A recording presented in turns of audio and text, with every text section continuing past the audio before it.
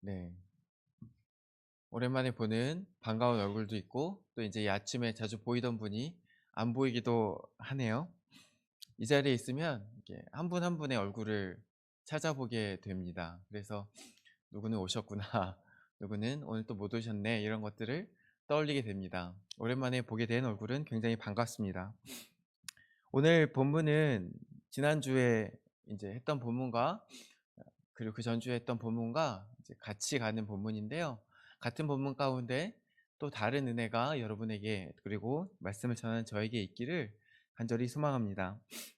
오늘 말씀 본문이 옛날 성경으로 나왔는데요. 또 옛날 성경하고 지금 성경하고 조금 차이가 있긴 합니다만 그 속에 있는 은혜를 충분히 누릴 수 있기를 소망합니다. 지난주에 새벽기도 운행을 며칠 정도 할 일이 있었어요. 새벽기도 운행을 하다 보면은 이 새벽기도 나오시는 권사님들과 이런저런 이야기들을 조금씩 하게 됩니다. 그중에 우리 지은이네 할머님이 계시죠? 항상 제일 먼저 모시러 가는 분이 우리 지은이네 할머님인데 어 어느 날인가는 지은이네 할머님께서 이런 말씀을 하셨어요. "믿는 사람들의 삶에도 어려움이 참 많다." 사실 참으로 그렇습니다. 우리는 살면서 많은 어려움을 경험하게 됩니다. 교회를 다니더라도 그렇습니다. 우리 은상이도 교회를 열심히 다니다가 교회에서 다리가 다친 거 아닙니까? 이런 다리 다치는 어려움부터 시작해서 여러 가지 좀 더 우리를 어렵게 하는 어려움들이 있을 수 있습니다. 지인의 할머니께서는 이 어려움 이야기를 하시면서 욥의 이야기도 말씀하셨습니다. 성경에 나오는 욥이라는 사람은요. 정말 하나님을 열심으로 섬기던 사람이었습니다. 하나님께서도 그를 가리켜 의인이다 자랑할 정도로 어떻게 보면 훌륭한 사람이었습니다. 그런데 그 의인이었던 욥의 인생에도 어려움이 찾아왔었어요. 모든 자녀와 재산을 다 잃고 그 자신은 병에 걸려서 몸을 이렇게 박박 긁지 않으면 견딜 수 없는 어려움에 처하게 되었습니다. 아내도 와서 이제 뭐라고 이야기하고 친구들도 와서 뭐라고 이야기합니다. 그 삶이 굉장히 어려워졌습니다. 욥기는 이 모든 일 뒤에 사실 사탄의 시험이 있었음을 먼저 서술하면서 시작하고 있습니다. 그런데 우리는 살면서 경험하게 되는 수많은 어려움들 앞에서 이 어려움이 어디로부터 온 것인지 알 수 없습니다. 그래서 때로 하나님께 묻곤 하죠. 하나님 왜 그렇습니까? 왜 나에게 이런 어려움을 주셨습니까? 그렇게 묻곤 합니다. 그런데 어쩌면 그보다 더 중요한 것은 이 삶의 어려움이 어디서부터 시작됐는가 보다 이 어려움을 우리가 어떻게 받아들이고 이 어려움을 어떻게 극복할 것인가 이게 더 중요한 것은 아닐까 생각합니다. 오늘 본문의 예수님께서는 어려움을 이제 마주하기 시작했습니다. 오늘 본문부터 시작해서 예수님의 순환과 고난이 시작되죠. 그리고 그 끝은 십자가 죽음으로 끝나게 되어 있습니다. 예수님께서 당하신 이 어려움은 한편으로는 죄인들이 의인들을 향해 했던 악한 공격이었고요. 세상의 거절이었습니다. 또한 한편으로는 원수의 시험이기도 했습니다. 그러나 이 모든 것 위에 가장 근본적으로는 이곳에 무엇이 있었습니까? 하나님의 뜻이 있었습니다. 그리하여 예수님 자신도 십자가 사건에 대해 말씀하시기를 예수님 자신도 이 일을 위해 세상에 왔다 말씀하시기도 하셨습니다. 예수님께서는요, 분명하게도 십자가 죽음을 위해서 이 땅에 오신 것입니다. 자신이 세상의 죄를 모두 대신 지시고 대속하셔서 우리를 구원하시고자 이 땅에 오셨다는 것입니다. 예수님의 사역의 핵심은 결국 십자가일 수밖에 없습니다. 이게 우리들에게는 이제 어릴 적부터 많이 들어서 굉장히 자연스러운 이야기입니다. 예수님, 하나님이신 예수님이 땅에 오신 것들도 사실 처음 들었을 때부터 그냥 자연스럽게 받아들인 이야기이고 그 하나님이신 예수님이 고난을 당하시고 심지어 죽기까지 하셨다는 이야기도 어느 순간 그게 안타깝게 다가올 수 있고 어느 순간 그게 어떤 의미인지 좀 더 와닿을 수 있지만 사실 크게 어려움 없이 우리가 받아들인 이야기입니다. 그런데 이게 예수님 시대의 초기 교회 시대의 사람들에게는 이해하기 어려운 일이었었습니다. 이 시대는 로마가 통치하는 시대였지만 한편으로는 여전히 그리스 문화와 철학이 주류 문화를 이루던 시기였습니다. 그래서 이 기원 후 1세기, 2세기, 3세기까지를 로마 시대라고 부르기도 하지만 헬레니즘 시대라고 부르기도 합니다. 헬레니즘 시대의 철학과 사상을요, 제가 한두 마디로 표현할 수도 없고 제가 그만큼 잘 알지도 못합니다. 그런데 어, 제가 잘 모르지만 그 뿌리가 되는 사상을 수박 겉핥기 정도로 표현을 할 수 있습니다. 이 그리스 철학의 뿌리가 되는 사상은 아테네 철학이라고 합니다.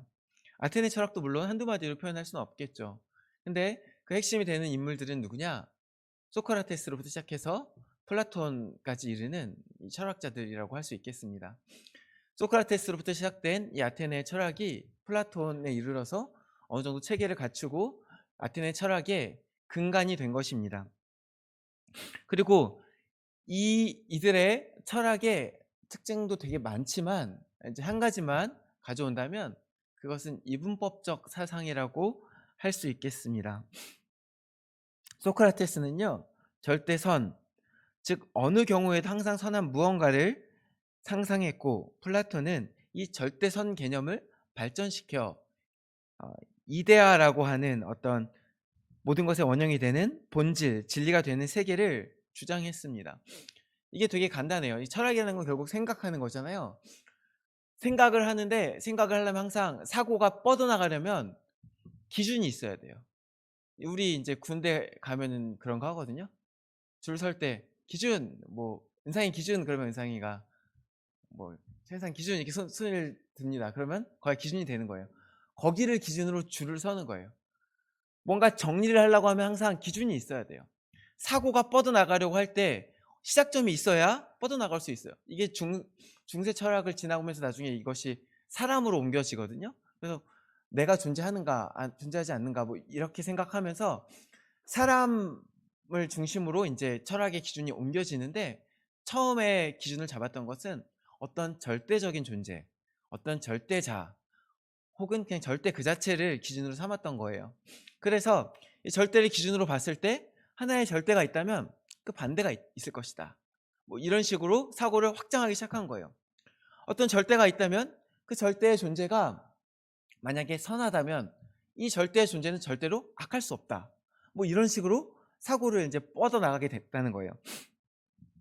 이 이분법적 관점으로 볼 때는요, 방금 이야기한 것처럼 절대라는 존재가 있다면 여기는 완전 절대적으로 선하거나 절대적으로 악할 수밖에 없어요.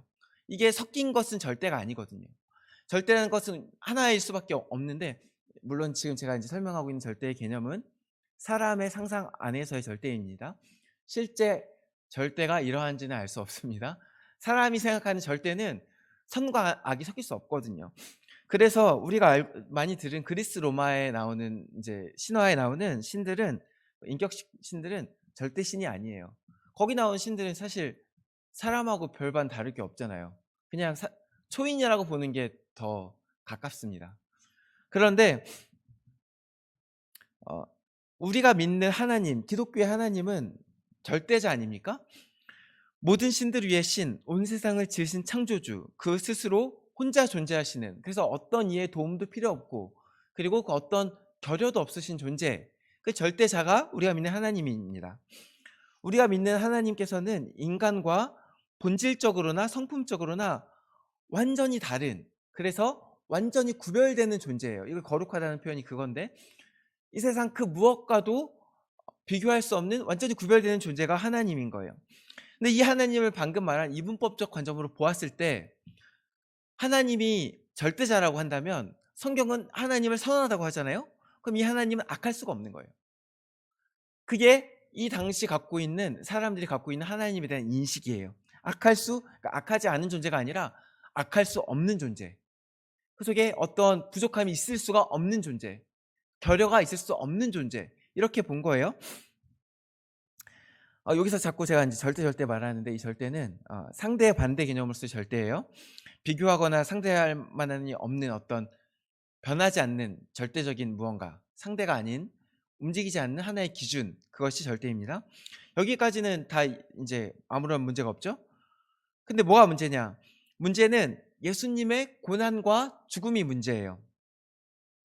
고대 시절 사람들 인식 속에서 이 고난은요, 단순히 안 좋은 게 아니라 악한 거예요. 애초에 헬라어 자체가 선과 악의 개념이 어떤 도덕적으로 옳으냐 그르냐의 개념이 아니라 좋으냐 나쁘냐의 개념이에요. 히브리어도 그런데 이것은 좋은 것, 나쁜 것으로 이제 구분이 되는 거예요. 근데 고난이 당연히 나쁜 거죠. 그럼 고난은 악한 거예요. 아픔이 당연히 나쁜 거죠. 그럼 아픈 것은 악한 거예요. 죽음이요, 악 중의 악이에요. 사람이 생각할 수 있는 가장 큰 악이 뭐냐? 죽음인 거예요. 그래서 누군가를 죽이는 건 가장 악한 일이 되는 거예요. 그게 이제 이 시절 사람들의 생각인데, 예수님이 하나님이라고 하면 이제 이 하나님의 고난, 예수님의 고난이 어려워지는 거예요, 받아들이기. 예수님이 하나님이라며, 절대적으로 선한 존재라며, 그 속에 악이 한 점이라도 있으면 안 되잖아. 근데 그 속에 어떻게 고난이 있을 수 있어? 그 속에 어떻게 아픔이 있을 수 있어? 죽는다고? 신이? 영원불멸의 존재가 신 아니야? 근데 어떻게 죽을 수 있어? 예수님이 하나님이 아니거나, 아니면 예수님이 하나님이어도 그 하나님이 절대자가 아니거나, 혹은 이 절대자가 선이 아니거나, 뭐 이런 식으로 여러 가지 이제 충돌들이 생기는 거예요. 그래서 이것들이 이제 그 당시 사람들에게 어려웠다는 거예요. 완전하신 하나님, 세상을 창조하신 절대선의 하나님께서 결코 연약한 하나님, 상처 입으시고 고통 당하신 하나님이 될 수 없다 여겨진 겁니다. 이런 모순에 대한 이야기들은 지금도 이제 한 번씩 쇼츠 보면 한 번씩 나와요. 뭐 예를 들어 이제 신이 전능하다며, 그러면 자기가 들 수 없는 돌을 만들 수 있어? 이런 질문을 하는 거예요. 들 수 없는 돌은 만들면 이제 전능하지 않게 되는 건 거죠. 근데 그런 들 수 없는 돌을 못 만들면 또 전능하지 않게 되는 건 거죠. 이렇게 우리가 갖고 있는 어떤 사고관 안에서 절대를 재단할 때 어떤 생길 수 있는 오류가 있어요. 근데 그것들을 나름대로 설명하려고 사람들이 시도들을 해보는 거죠. 그래서 이 모순을 해결하기 위해서, 그 당시 사람들이 갖고 있는 어려움을 해결하기 위해서 어떤 사람들, 특히 영지주의자라고 하는 사람들이 어떤 하나의 답을 내어놓습니다. 그게 뭐냐? 가연설이에요. 가연설은 이제 한자인데, 이제 원어는 실제로는 이제 겉으로 그렇게 보인다. 그래서 그 뜻을 가져와서 가연설을 만든 거예요. 가짜 현실인 거예요. 그래서 겉으로 그렇게 보인다, 그런 건데 뭐냐? 예수님께서 인간이 실제로 그런 인간이 아니고 겉으로 그렇게 보였다는 거예요. 예수님의 육체로 오심을 인정하지 않아요, 이 가연설은. 그래서 근데 이제 실제로 예수님이 있었잖아요. 그 예수님이 하나님이 아니면 할 수 없는 여러 가지 일들을 행했잖아요. 그러니까 이제 또 어려움이 또 생긴 거예요. 그러면 좋아. 예수님이 어느 순간에는 하나님이 맞았어. 근데 어느 순간에 하나님이 아니었어. 이런 식으로 이제 논리를 계속 만들어 나간 거예요. 그래서 좀 더 구체적으로 이야기하면, 예수님께서 세례 받으시잖아요. 세례 받으실 때 하늘에서 비둘기와 같은 성령의 형상이 내려오잖아요. 이때야. 이때 바로 하나님이 내려오신 거야. 그래서 그전에는 인간 예수였는데 하나님이신 그리스도가 이때 내려와서 그때 결부되셨어. 좀 더 우리한테 이해하기 어려운 표현, 쉬운 표현으로 하면 합체했어. 그런 거예요. 그래서 세례 받기 전에는 인간 예수였고, 세례 받으신 이후에 그때 이제 성령 하나님과, 그리스도 하나님과 인간 예수가 같이 있었어. 그래서 그때는 둘 다였어. 그러다가 근데 예수님이 이제 고난 받으면 안 되잖아요. 고난 받으시기 전에 이제 그리스도 하나님이 올라가셨어, 이렇게 주장하는 거예요. 이게 가연설이에요. 이 얘기 딱 들으면 이상하죠. 이 얘기만 딱 들으면 되게 이상합니다. 근데 방금 그 설명을 쫙 들으면서 어떤 논리 흐름에서 나왔는지를 들으면 나름 이해가 갈 거예요. 특히 이 시대 사람들에게 아까 말씀드린 것처럼 이분법적 사상이 기본 탑재되어 있었어요. 지금 우리나라 사람들은 기본적으로 유교 사상이 탑재되어 있잖아요. 그래서 만나면 기본적으로 너 몇 살이야? 이 얘기 나오잖아요.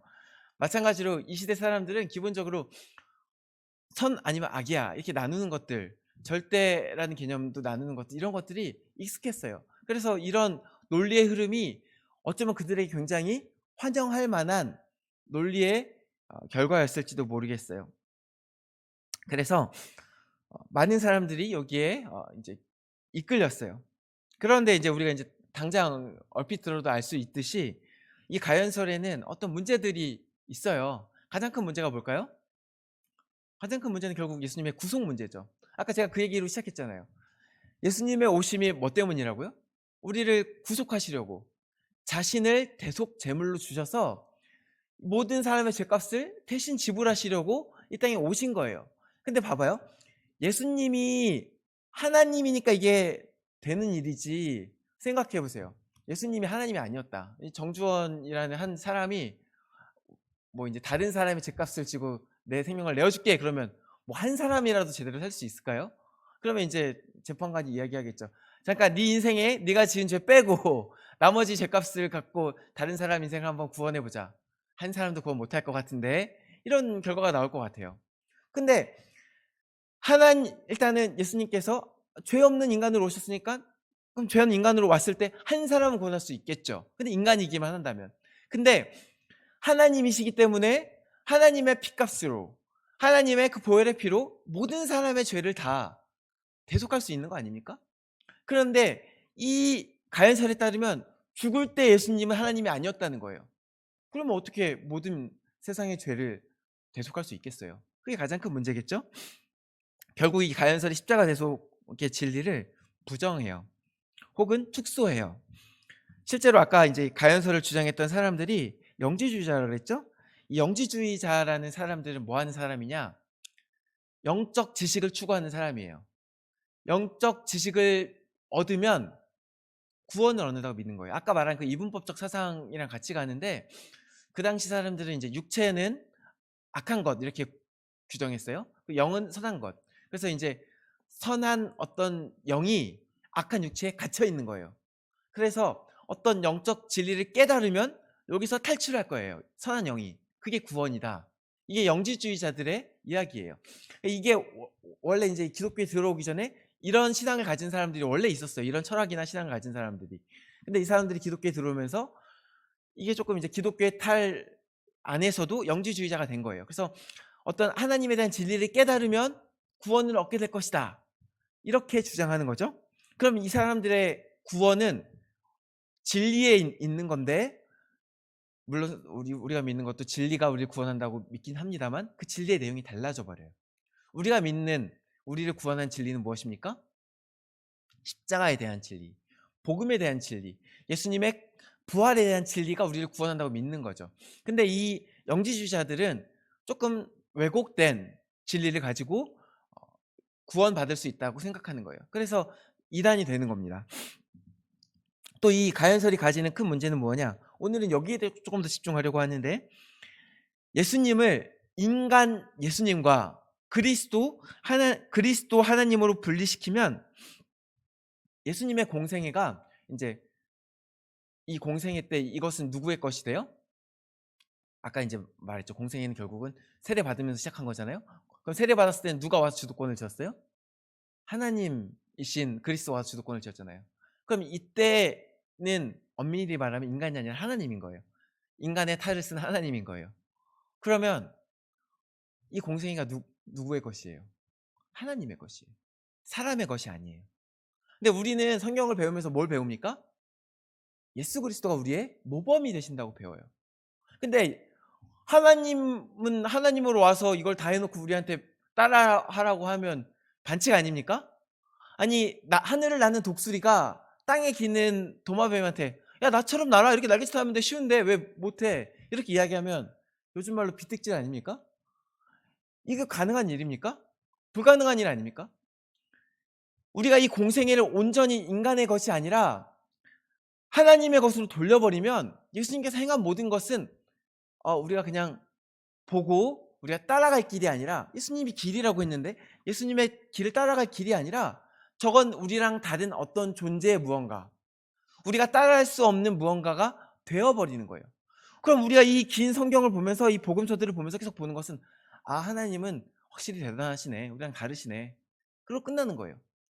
이 말씀은 구체적으로 예수님께서 너희가 나를 따라와야 된다. 나를 보고 내가 걸은 길을 그대로, 인간 예수로서 내가 걸었던 길을 그대로 너희가 한 걸음씩 따라가야 된다. 그렇게 되면 그 길 끝에 하나님이 계실 것이다. 아버지의 집에 이를 것이다. 그 말씀을 하시기 위해 이 긴 내게 복음서나 되는 복음서를 주신 것인데, 그것이 아무 의미 없는 것이 되어버린다는 것이에요. 결국 이런 오류들은 가연설이 가진 문제들을 보여주고 있는 거예요. 오늘 본문으로 돌아와 볼까요? 오늘 본문도 가연설이 틀렸다는 증거를 보여주는 사건이라고 할 수 있어요. 지난번에 오늘 본문이 이제 전전번에 한번 나눴고, 지난주에도 오늘 본문을 포함해서 함께 말씀을 나누었는데, 이 18장, 요한복음 18장에서 무엇을 보여주고 있습니까? 베드로와 예수님의 대조를 보여주고 있어요. 요한복음 18장에 나오는 베드로는 어떻게 보면 평범한 사람의 대표예요. 평범한 사람 중에 열심을 가진 자들의 대표예요. 열심을 가지고 예수님을 따랐어요. 근데 마지막에 결국 그의 목숨이 경각에 달했을 때 그의 본심이 나오는 거예요. 그의 본성이 나오는 거예요. 그가 어찌할 수 없는 인간의 한계가 나오는 거예요. 마지막에 결국 나를 부인할 수밖에 없는, 내가 그런 사람이 아닙니다. 나는 예수님을 믿지 않습니다. 나는 예수님의 제자가 아닙니다. 그 전까지는 자랑스럽게 난 예수님의 수제자입니다. 그 옆자리를 나에게 주십시오 이렇게 하던 사람이 그 마지막에 이르러서는 결국 자기를 숨길 수밖에 없게 되는 인간의 한계를 보여준다 그랬죠. 반대로 예수님께서는 어떠셨다고요? 죽음의 순간에까지, 마지막 그 순간까지 베드로와 구별되게, 베드로와 반대되게 자신을 드러낸 삶을 보여주신다는 거예요. 그 본문이 이제 오늘 본문에 나오는 5절 그리고 6절 말씀이라는 거예요. 오늘 본문 5절에 나오는 걸 제가 한번 읽어볼게요. 대답하되 나사렛 예수를 하거늘 이르시되, 이렇게 말씀하시는 거예요. 내가 그니라. 내가 그 사람이다. 너희가 찾는 그 사람이 나다. 또 6절에 다시 한번 예수께서 그들에게 내가 그니라. 저번에 한번 이야기했지만 여기서 내가 그니라 한 표현은 에고에임이에요. 죄송합니다. 요한복음에서 예수님께서 자신을 계시하실 때 자꾸 쓰셨던 표현 에고에임이, 나는 길이요 생명이니, 나는 포도나무다, 이렇게 계속 자기 자신을 드러내실 때 쓰셨던 표현이 이 에고에임이에요. 그 계시의 표현을 지금 그대로 쓰고 있는데, 특별히 이 에고에임이는 구약의 여호와라는 표현과 같다고 그랬어요. I am, 내가 그다, 스스로 존재하는 자다라고 번역된, 그게 결국 이 표현이에요. 이게 헬라어로, 이 여호와라는 표현이 헬라어로 번역될 때는 에고에미로 번역이 된단 말이에요. 즉 다시 말해 이 예수님께서 하신 이 계시의 표현이 예수님의 신적인 자아, 예수님의 하나님 되심을 보여주는 자아를 설명하는 표현이라는 거예요. 즉 예수님의 고난과 순환이 시작되었지만 여전히 예수님은 하나님이신 예수님이라는 거예요. 지금 이 대조에서 보여지고 있는 예수님의 모습이 뭐냐? 여전히 하나님이신 예수님이라는 거예요. 즉 예수님이 지금 이미 하나님이신 그리스도가 떠나간 상황이 아니고 여전히 하나님이시고, 그리고 동시에 여전히 인간이시라는 거예요. 예수님의 인생이 처음부터 끝까지 사실은 완전히 인간이었고 완전히 하나님이셨어요. 완전히 그 두 가지가 우리 머릿속에는 이해가 안 가죠. 어떻게 인간이면서 어떻게 하나님일 수 있는가? 삼위일체 하나님도 우리가 이해가 안 가죠. 마찬가지로 우리가 알 수 없는 우리의 인지 바깥의 범위이긴 합니다. 그렇지만 우리가 이것을 의심하지 않고 받아들여야 하는 것은 뭐냐? 처음부터 끝까지 예수님께서는 인간이면서 하나님이셨다는 거예요. 죽는 그 순간까지 인간으로 죽으셨고, 인간이니까 죽을 수 있었죠. 하나님으로서 이 모든 인류의 죄를 대속하셨다는 거예요. 그래야 예수님의 공생애도 마찬가지로 뭐예요? 하나님이면서 동시에 온전한 인간으로서 행하신 삶이라는 거예요. 그것이 우리에게 굉장히 중요한 부분입니다. 그래야 히브리서 4장 15절에서는 이렇게 이야기하고 있어요. 우리에게 있는 대제사장은 우리의 연약함을 동정하지 못하시리가 아니요 모든 일에 우리와 똑같이 시험을 받으신 이로되 죄는 없으시니라. 성경이여 증언하기를 예수님께서 하나님이셨지만 우리와 똑같이 육체의 연약함을 경험하셨다라고 기록하고 있어요. 우리가 배고플 때 배고픈 것처럼, 우리가 뭘 먹지 않을 때 배고픈 것처럼, 잠을 자지 않으면 졸린 것처럼, 누가 때리면 아픈 것처럼, 다리면 넘어지면 다치는 것처럼, 그리고 다친 게 심하면 죽는 것처럼, 예수님께서 우리의 모든 연약함을 똑같이 다 겪으셨어요. 인생의 모든 어려움을 다 겪으셨어요. 어쩌면 우리보다 더한 어려움을 겪으셨어요. 가장 비참하게 죽은 죽음 아닙니까? 가장 사랑하는 제자들에게 배신당하고 팔리고 순환을 당하시고 벌거벗겨진 채로 높은 곳에 올라가서 사람들의 조롱을 받으며 자신을 따르는 자들의 침뱉음을 당하며 그 위에서 십자가 위에서 쓸쓸히 돌아가신 거 아닙니까? 그 어떤 인생보다도 더 큰 어려움과 아픔을 경험하신 인생 아닙니까? 그러므로 예수님께서는 어떻게 하실 수 있어요? 우리의 연약함을 동정하실 수 있는 거예요. 그걸 아니까요. 그래서 우리가 우리의 어려움과 아픔을 가지고 예수님께 나아갈 때 예수님 어떻게 하시는 거예요? 우리의 눈물을 닦아주시는 거예요. 울지 말아라. 내가 그 어려움을 안다. 네가 다친 것을 내가 안다. 나도 옆구리에 창 찔려봤어. 나도 십자가에 매달려봤어. 나도 배신당해봤어. 나도 온갖 어려움 다 겪어봤어. 내가 너 어려움 안다. 눈물 닦아주시고 안아주시는 거예요. 그것이 그리스도의 동정이에요. 같이 경험한 자만이 줄 수 있는 위로인 것이에요. 우리 삶에 여러 가지 어려움이 있을 때 그러므로 어디로 나아가야 됩니까? 예수님께 나아가야 돼요. 예수님께서 우리의 길을 위로하실 거예요. 예수님께서 더 큰 어려움과 아픔을 경험하신 그 상처를 가지고 우리를 치유하실 거예요. 괜찮다. 내가 그렇게 했다. 그리고 그 다음에 예수님의 인간 되심은 우리에게 어떤 소망을 줍니까? 그럼에도 불구하고 예수님께서 죄는 없으십니다. 그럼에도 불구하고 예수님께서 완전히 인간으로서 그 어려움을 다 이기셨다는 거예요. 예수님께서 하나님으로서 그 어려움을 이기실 수 있었어요. 예수님께서 말씀하시잖아요. 내가 천사들 부르면 천사들 지금 다 이렇게 몰려들 거야. 그러면 이 로마를 무너뜨릴 수 있을 거야. 그런데 내가 그렇게 안 해. 하나님이 아니라 한 인간으로서 그 어려움을 다 겪으시고 모든 악을 다 경험하시고 그 악을 어떻게 이기시는 거예요? 선으로 악을 이기시는 거예요. 마지막 그 순간까지 자신이 그걸 다 휩쓸어버릴 말 한마디만 하면 돼요.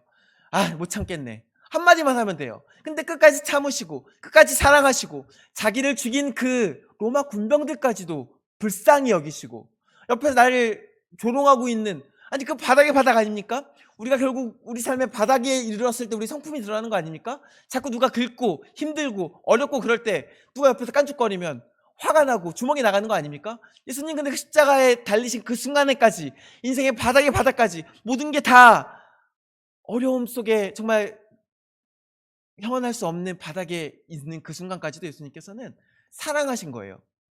그거를 보는 거예요 우리는. 나 이거 오늘 열받게 하는데 옆에 있는 애가 날 건드리네. 예수님은 조금 더 하셨다는 걸 한 번이라도 기억하면 좋겠어요. 내 이렇게 어려워 죽겠는데 또 날 긁고 있네. 긁히지 마시고. 힘들죠. 긁히지 않는 게. 그러나 예수님은 그렇게 하지 않으셨음을 바라봤으면 좋겠어요. 그래서 우리의 소망으로 삼았으면 좋겠어요. 그것이 오늘 이 말씀, 예수님께서 사람으로 오셨다는 것이 우리에게 주는 메시지예요. 사랑하는 청소년부 여러분, 그리고 성도 여러분, 오늘 우리도 이 예수님을 바라봅시다. 예수님이라고 해서 어려움 당하지 않은 거 아니라고 말씀드렸잖아요. 우리 삶에도 어려움이 있을 거예요. 이제 억가라 그러죠. 억울한 일 많을 거예요. 살다 보면 내 잘못 아닌데 뒤집어 쓰는 일도 많아요. 그리고 나는 정말 열심히 했는데 정말 온 우주가 나를 방해하는 것처럼 뭐가 다 안 돼가지고 실패할 수도 있어요. 인생이 그럴 수 있습니다. 근데 그럴 때 우리 예수님을 바라봅시다. 예수님보다 더 억울하신 분은 사실 없을 거 아니에요. 예수님보다, 예수님은 아무 죄가 없었잖아요. 예수님은 선의로 오셨잖아요. 오신 것 자체가. 근데 손 내밀고 있는데 그 손을 치더니 오히려 죽이려 든 거 아니에요. 우리가 어려움을 겪을 때 그러므로 예수님을 다시 바라보며 나아갑시다.